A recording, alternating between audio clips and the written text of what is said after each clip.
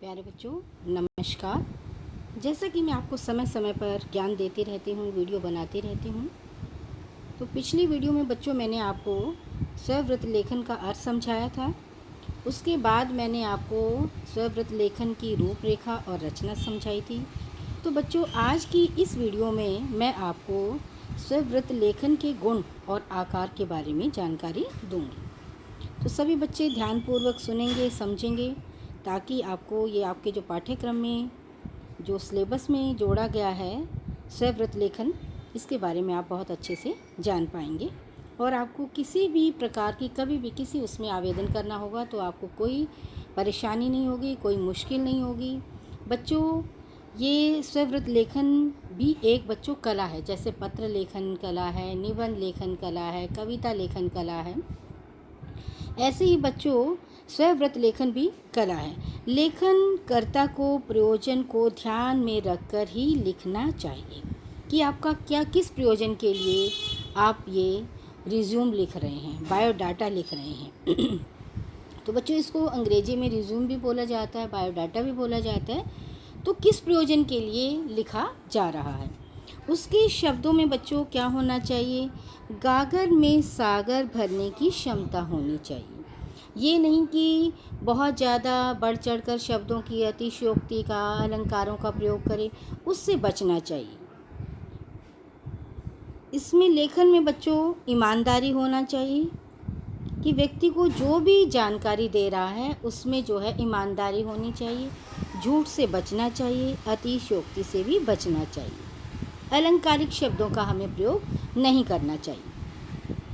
बच्चों, स्वव्रत लेखन की कला जो है वो शैली जो है हमारी स्पष्ट होनी चाहिए, सरल होनी चाहिए, ताकि पढ़ने वाले को सारी बातें स्पष्ट हो जाएं।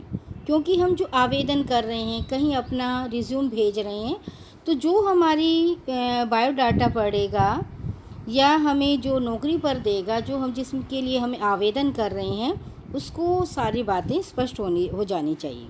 स्वव्रत लेखन बच्चों 2 या 3 पृष्ठों से ज़्यादा नहीं होना चाहिए, ज़्यादा विस्तार पूर्वक नहीं होना चाहिए। बच्चों, स्वव्रत लेखन में रचनाओं को अनुशासित क्रम में लिखना चाहिए कि उसको इधर उधर नहीं, उनका अनुशासन में ही क्रम के अनुसार लिखना चाहिए। सबसे पहले बच्चों व्यक्तिगत परिचय होना चाहिए। दूसरे नंबर पर शैक्षणिक योग्यता होनी चाहिए।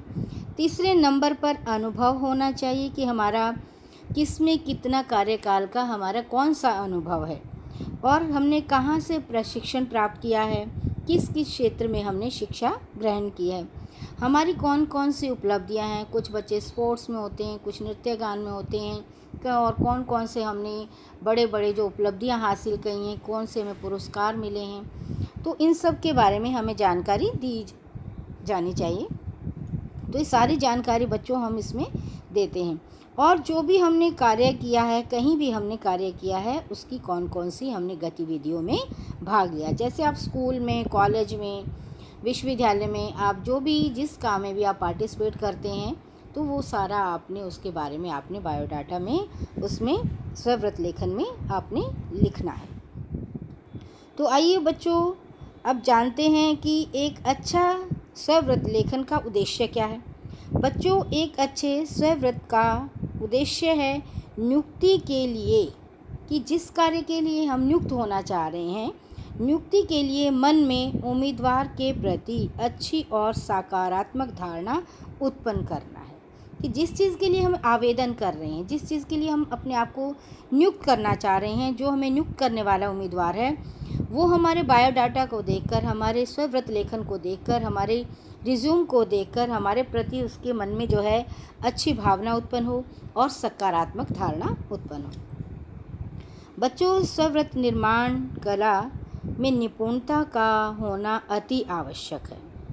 किसमें? स्वव्रत लेखन में, निर्माण कला में, जिसको हम निर्माण कर रहे हैं, किसका? अपने रिज्यूम का, अपने बायोडाटा का।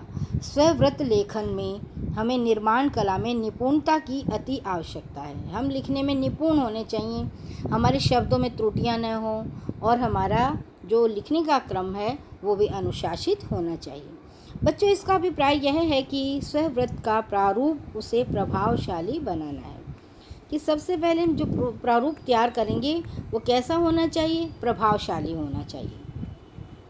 नौकरी में बच्चों सफलता के साथ साथ स्ववृत्त निर्माण की कला में हमें निपुण होना चाहिए। हमारी निपुणता देखी जाती है, हम किस तरह का अपना स्ववृत्त लेखन लिख रहे हैं, किस तरह अपना बायोडाटा दे रहे हैं, किस तरह अपना रिज्यूम लिख रहे हैं, उसमें हमें उस कला में हमें निपुण होना चाहिए। बच्चों इसके दो पक्ष होते हैं। पहला पक्ष होता है उम्मीदवार, दूसरा पक्ष होता है नियोक्ता।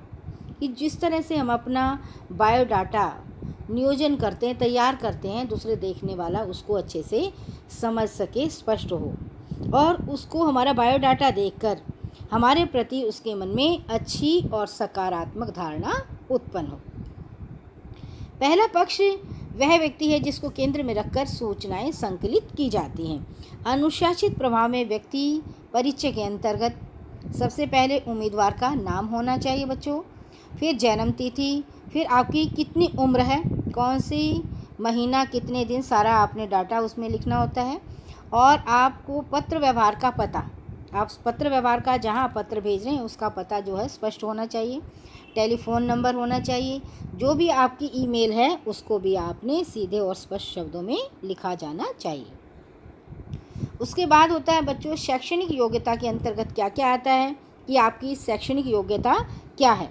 सबसे पहले आप विद्यालय में पढ़ते हैं तो विद्यालय का आपने नाम लिखना है, फिर कौन सा बोर्ड है, जैसे दिल्ली में जो बच्चे पढ़ते हैं तो उनका सीबीएसई बोर्ड है, जो हरियाणा में पढ़ते हैं उनका हरियाणा बोर्ड है। और आप जब कॉलेज में जाते हैं, ग्रेजुएशन करते हैं, स्नातक करते हैं, स्नातकोत्तर करते हैं, तो उस विश्वविद्यालय का आपको नाम भी देना होता है। और सभी का आपको परीक्षा का वर्ष बताना होता है, किस क्लास में आपने कितने अंक प्राप्त किए, कितने प्रतिशत प्राप्त किए, तथा कौन सी श्रेणी में आपने उत्तीर्ण किया, इन सब का बच्चों उल्लेख करना होता है। बच्चों दूसरा पक्ष जो है नियोजन का है, तो उसमें जो है स्ववृत्त में आपके लेखन में ईमानदारी होनी चाहिए, झूठ से बचना चाहिए। जो भी आपकी योग्यता है उसको आपने ईमानदारी से पेश करना है।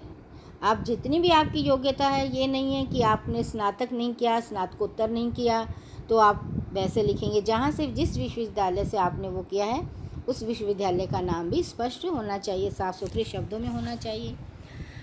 अपने व्यक्तित्व, किसके, अपने व्यक्तित्व का बच्चों इसमें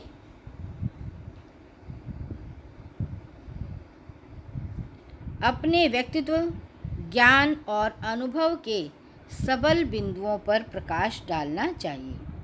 ईमानदारी से जो भी आपका ज्ञान है, आपका व्यक्तित्व है, आपका अनुभव है, उसके सभी बिंदुओं पर आपने प्रकाश डालना चाहिए। आपका स्ववृत्त जो है साफ सुथरा और संक्षिप्त होना चाहिए। बच्चों अच्छे से समझ आ गया सभी को? धन्यवाद बच्चों।